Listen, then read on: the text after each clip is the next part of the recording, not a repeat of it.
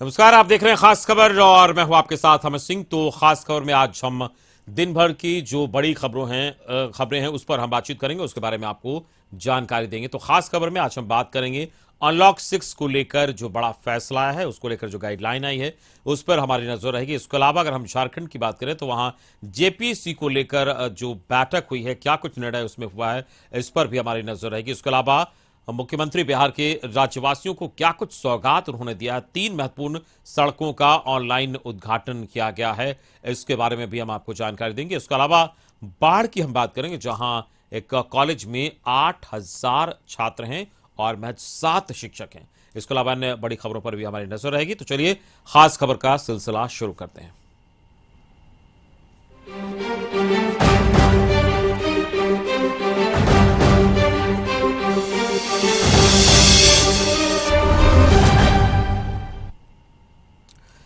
तो चलिए सबसे पहले बात करेंगे अनलॉक 6 को लेकर आए बड़े फैसले की। तो अनलॉक 6 की गाइडलाइन आ गई है। सभी दुकानें, प्रतिष्ठान और मॉल पहले की तरह ही खोलेंगे। धार्मिक स्थलों को भी खोलने का फैसला इसमें किया गया है और सभी तरह के आयोजनों पर से प्रतिबंध को हटा दिया गया है। जिला प्रशासन से इसकी अनुमति लेनी होगी। परीक्षाओं पर लगी रोक भी हटाई गई है। सीएम नीतीश ने ट्वीट कर इसकी जानकारी दी है और आज ये फैसला आया है। क्राइसिस मैनेजमेंट ग्रुप की बैठक हुई। मुख्यमंत्री इसकी अध्यक्षता कर रहे थे और जिसके बाद ये जानकारी निकलकर सामने आई, जिसमें इन तमाम बातों को बताया गया कि कैसे अनलॉक 6 का गाइडलाइन को फॉलो किया जाएगा। और इस वक्त हमारे साथ संवाददाता मरगूब आलम जुड़ चुके हैं, सीधे हम उनके पास चलेंगे।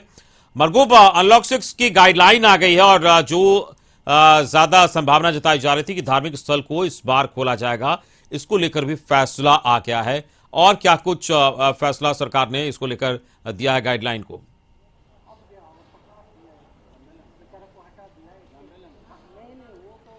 देखिए अमित जी, निश्चित तौर पर कल ही से कशिश लगातार इस खबर को चला रहा था कि इस बार अनलॉक 6 में कई पाबंदियां हटेंगी और लोगों को बहुत राहत मिलेगी। कल ही कशिश ने खबर चलाई थी कि धार्मिक स्थान खुलेंगे और आज हमारी खबरों को सबसे पहले हम जब खबर चला रहे थे तो उस खबर की पुष्टि राज्य के मुख्यमंत्री नीतीश कुमार ने ट्वीट कर जानकारी दी और हमारे खबर की पुष्टि हुई। क्राइसिस मैनेजमेंट ग्रुप की महत्वपूर्ण बैठक हुई। इस बैठक की अध्यक्षता त्रिपुरारी शरण मुख्य सचिव ने की। इसमें सभी बड़े अधिकारी मौजूद थे।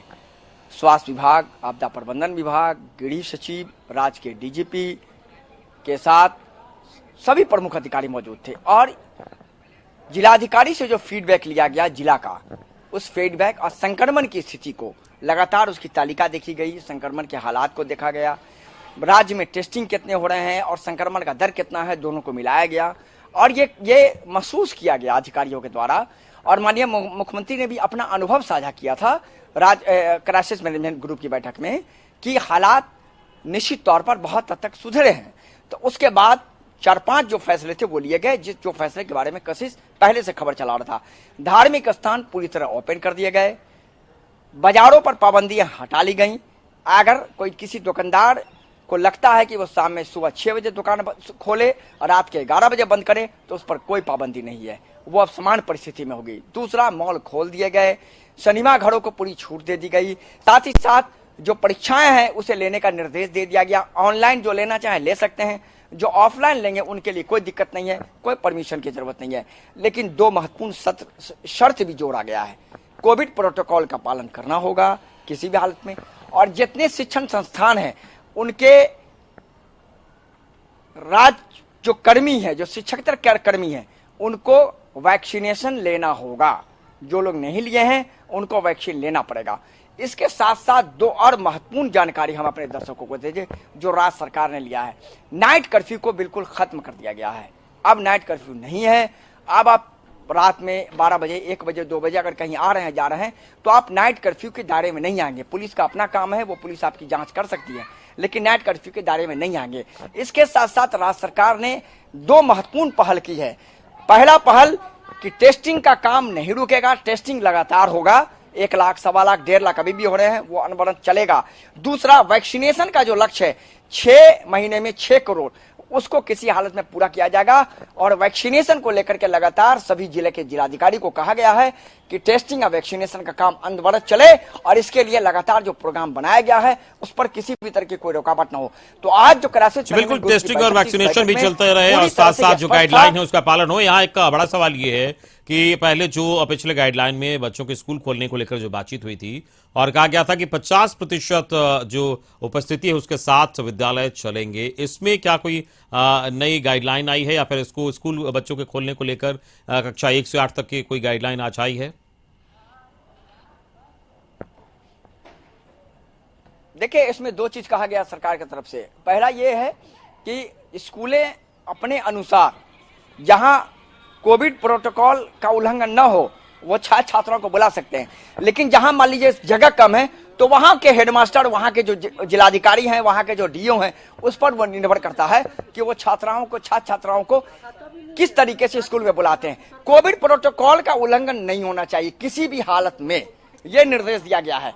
तो ये स्पष्ट है। इसमें दो निर्देश है, जो दोनों निर्देश मैंने आपको बताया अमित जी अपने दर्शकों को, तो ये बड़ा महत्वपूर्ण है। लेकिन ऑनलाइन परीक्षाएं चलेंगी, ऑफलाइन परीक्षा भी होंगी, इसका निर्देश दे दिया गया है। परीक्षाएं अब नहीं रुकेंगी। परीक्षा को जो स्थगित करने का निर्णय लिया था राज्य सरकार ने अनलॉक 6 में उसे वापस ले लिया है और सब कुछ ओपन है। तो निश्चित तौर पर धार्मिक स्थान के साथ साथ परीक्षा को भी ओपन कर दिया गया है, लेकिन परीक्षाएं होंगी वो बिल्कुल कोविड प्रोटोकॉल के तहत होगी। अमित जी, मरगूब, जिस तरीके से ये गाइडलाइन आ जाए है, इसके अलावा ये भी कहा गया कि जब जो आयोजन पर प्रतिबंध लगाया गया था वो प्रतिबंध हटाया गया है, लेकिन जिला प्रशासन से इसकी अनुमति लेनी होगी। इसको लेकर क्या कुछ जानकारी है?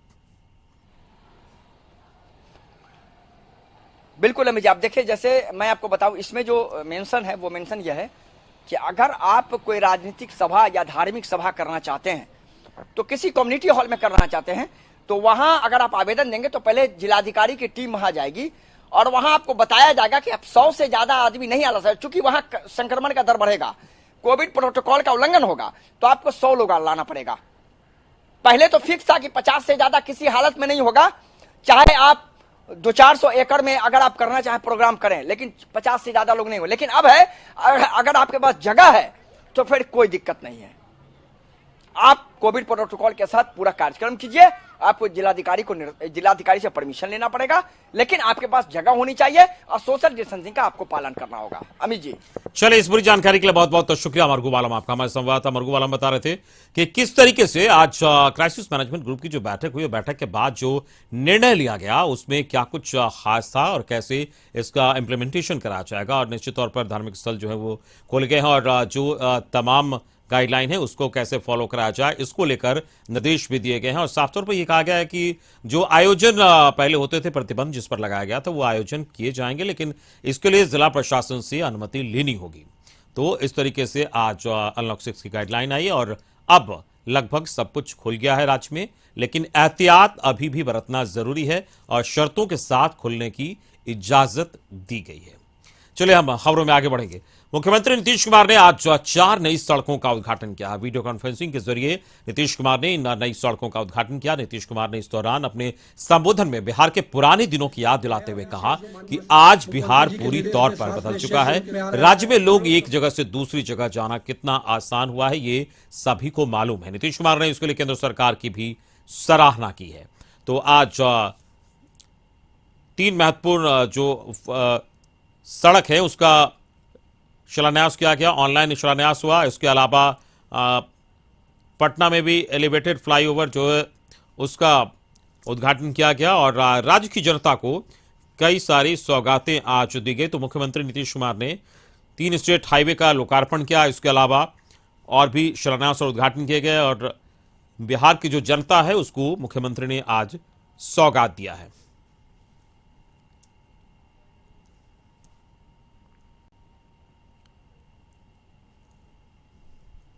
पथ निर्माण का काम चल रहा है।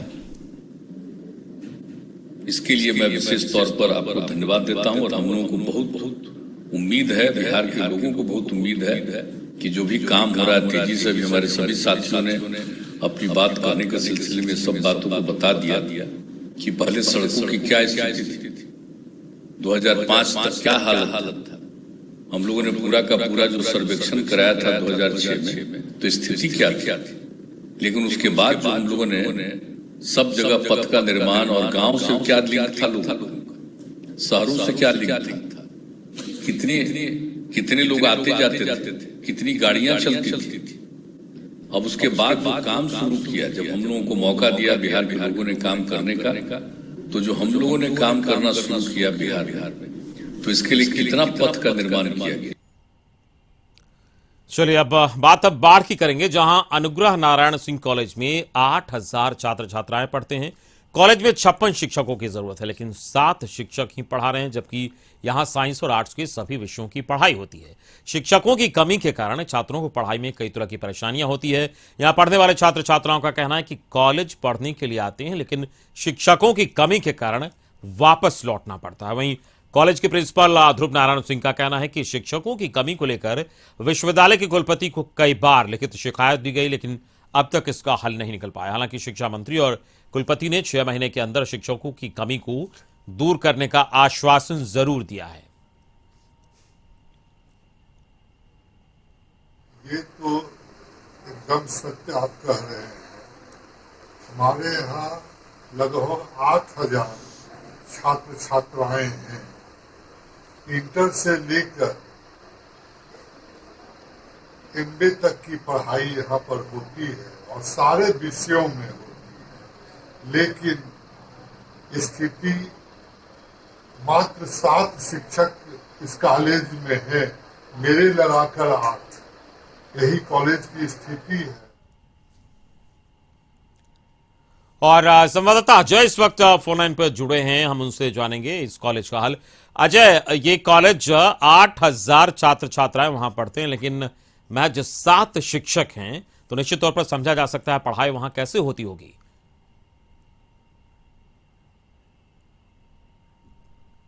जो है वो पढ़ती है और वहाँ मात्र जो है 7 शिक्षक के सहारे ये कॉलेज चल रही है।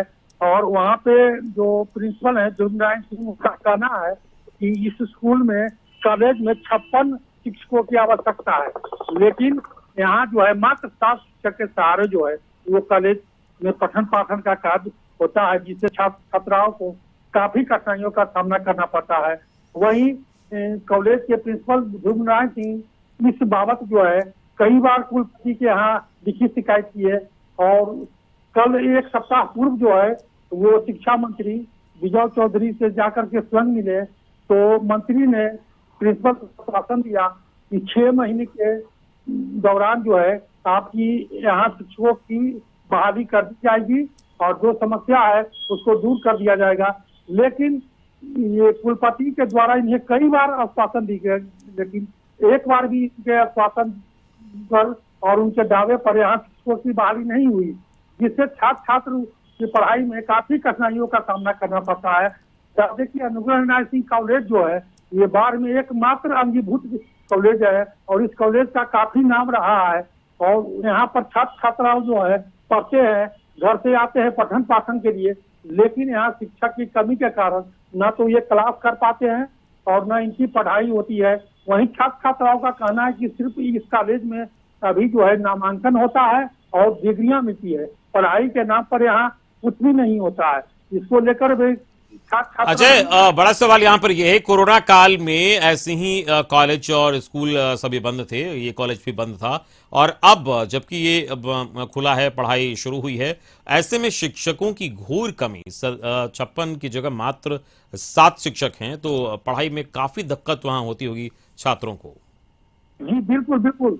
यहाँ पे आज प्रिंसिपल ने कहा कि अक्टूबर से हमारा कॉलेज में जो है सुचारू रूप से पढ़ाई शुरू हो जाएगी, लेकिन यहाँ पे 14 विषयों की पढ़ाई होती है, सिर्फ 8 फैकल्टी में सोशियोलॉजी और ज्योग्राफी, ये 2 विषय की पढ़ाई नहीं होती है, बाकी 12 विषयों की यहाँ जो है पढ़ाई होती है।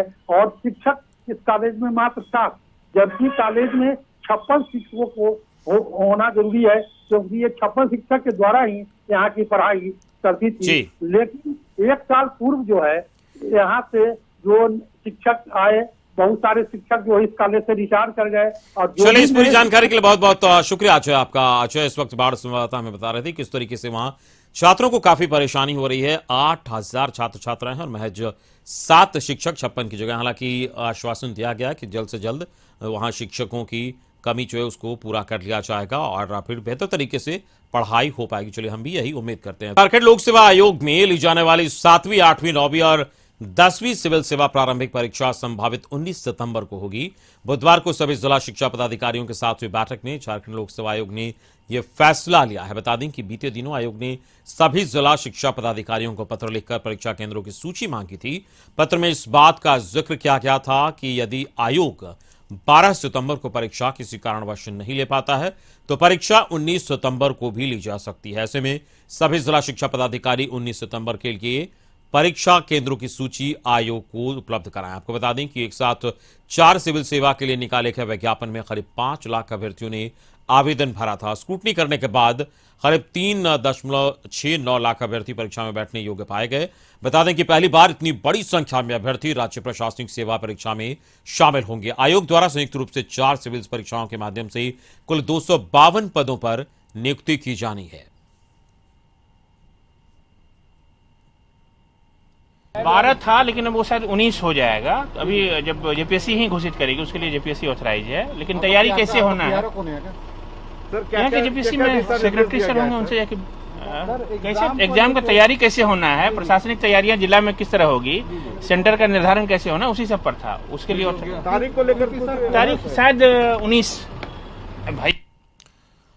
इस वक्त संवाददाता संदीप रांची से फोन लाइन पर साथ जुड़े हैं ज्यादा जानकारी के साथ। संदीप, झारखंड लोक सेवा आयोग ने ये घोषणा की है और अब 4 जेपीएससी की जो परीक्षा है सिविल सेवा की वो एक साथ ली जाएगी। क्या कुछ तैयारी के बाबत कहा गया है और कैसे इस परीक्षा को लिया जाएगा?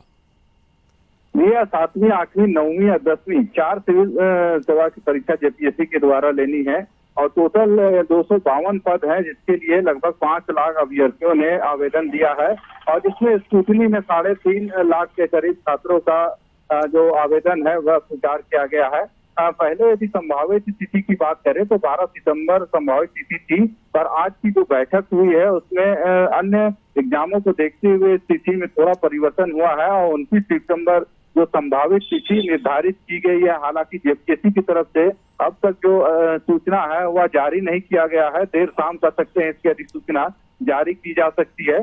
पर जिस तरह से जो तैयारियां हैं हर एक जिलों में किस तरह की तैयारियां हैं एग्जाम को लेके, यही वजह थी कि आज जेपीएससी कार्यालय में जो जिला शिक्षा पदाधिकारी हैं और जो नोडल पदाधिकारी इसके बनाए गए हैं उनकी बैठक रखी गई थी, ताकि जो पूरा ब्यौरा है किस किन सेंटरों में जो परीक्षार्थी शामिल होंगे और जो जिस तरह से कोरोना का गाइडलाइन है उसमें सोशल डिस्टेंसिंग का भी और किस तरह से पूरे ध्यान में रखते हुए इस एग्जाम को कंडक्ट कराया जाए, इन सभी बातों पे आज चर्चा जेपीएससी कार्यालय में हुई है। सभी जिले के जो अधिकारी थे या जिला शिक्षा पदाधिकारी या नोडल पदाधिकारी सभी इस बैठक में उपस्थित थे और संभवतः आज देर शाम या कल सुबह जेपीएससी इसकी अधिसूचना भी जारी कर सकती है। जी चलिए, इस पूरी जानकारी के लिए बहुत बहुत शुक्रिया संदीप आपका। संदीप रांची संवाददाता हमें बता रहे थे किस तरीके से वहां जो जेपीएससी के 4 परीक्षा एक साथ ली जानी है उसको लेकर बैठक आज की गई थी और निर्देश जारी किए गए हैं और संभवतः 19 तारीख को ये परीक्षा वहां पर ली जाएगी और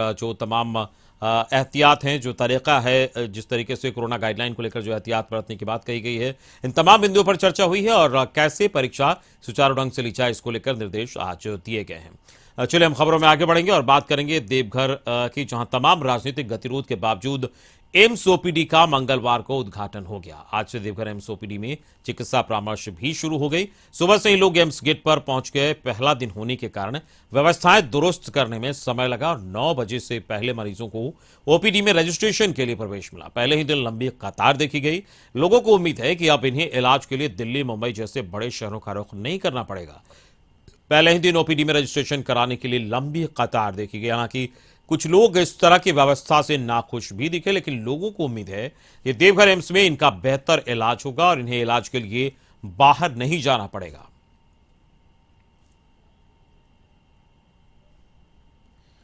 तो बुधवार से ये सेवा शुरू हो गई है। देवघर में एम्स में इलाज का सिलसिला शुरू हो गया और लोग वहां परामर्श लेने के लिए पहुंचे। दिखाने के लिए जी सर। क्या सुविधा लगता है कि बढ़िया मिलेगा इस तरह का? अभी तो कोई सुविधा नहीं दिख रहे हैं। हाँ। तो देवघर में एम्स की शुरुआत वहां हो गई है और लोग पहुंचे वहां पर परामर्श लेने के लिए, चिकित्सकीय परामर्श लेने के लिए पहुंचे। लंबी कतार देखी गई और लोग वहां पर इलाज कराने के लिए पहुंचे। और आपको बता दें कि देवघर में यहां चिकित्सकीय परामर्श देने की व्यवस्था फिलहाल है और भर्ती करने की व्यवस्था नहीं है, लेकिन फिर भी काफी संख्या में लोग यहां पहुंचे और चिकित्सकीय परामर्श उन्होंने लिया। वहां पर पहले दिन काफी लंबी कतार देखी गई। हालांकि व्यवस्था शुरू हुई है तो थोड़ी दिक्कत जरूर हुई, लेकिन कुल मिलाकर लोगों ने इस की सराहना की और कहा कि यहां पर जो व्यवस्थाएं हैं उससे लोगों को निश्चित तौर पर फायदा मिलेगा। और अब जो झारखंड के इस इलाके के लोग बाहर जाते थे इलाज कराने, उनको वहां जाने की आवश्यकता नहीं होगी और उनके आसपास इस तरीके की सुविधा मिली है जिससे उनको काफी फायदा होगा।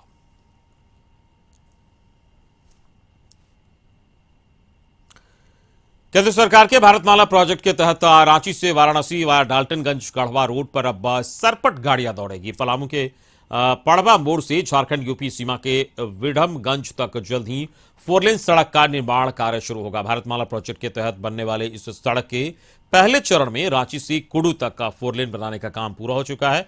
दूसरे चरण में कुडू से मेदिनीनगर तक का 4 लेन का निर्माण होना था, लेकिन फॉरेस्ट क्लियरेंस समेत दूसरी तकनीकी कारणों के चलते इसे अगले चरण में रखा गया। वर्तमान में NH 75 की हालत काफी जर्जर है। पलामू सांसद विष्णु दयाल राम ने बताया कि नेशनल हाईवे के जर्जर हालत को लेकर उन्होंने सड़क परिवहन मंत्रालय के मंत्री नितिन गडकरी और वरीय अधिकारियों से जर्जर हालत को लेकर बातचीत की थी। उसके बाद 4 लेन निर्माण को स्वीकृति मिल गई है। फिलहाल NH 75 के गड्ढों को भरा जाएगा तो चकाचक NH 75 होगा और इसको लेकर जो व्यवस्थाएं हैं वो शुरू हो गई है। आपको बता दें कि जल्द ही निर्माण कार्य पूरा हो जाएगा और इससे रांची से वाराणसी तक सरपट गाड़ियां दौड़ सकेंगी और किसी तरीके की परेशानी वहां नहीं होगी। और जल्द ही निर्माण कार्य शुरू करने की बात कही जा रही है और NH 75 जो है वो काफी अच्छे तरीके से इसका निर्माण कराया जाएगा और इस बाबत जो जानकारी दी गई। भारतमाला प्रोजेक्ट के तहत इसका निर्माण होना है और जल्द ही ये निर्माण कार्य शुरू होगा और निश्चित तौर पर इसके निर्माण होने से झारखंड के लोगों को काफी फायदा होगा और रांची से वाराणसी तक की दूरी जो है वो बहुत ही कम समय में ये लोग पूरा कर पाएंगे और झारखंड के लोग बड़ी ही आसानी से रांची से वाराणसी तक का जो सफर है वो पूरा कर पाएंगे। स्वीकृत हो चुका है।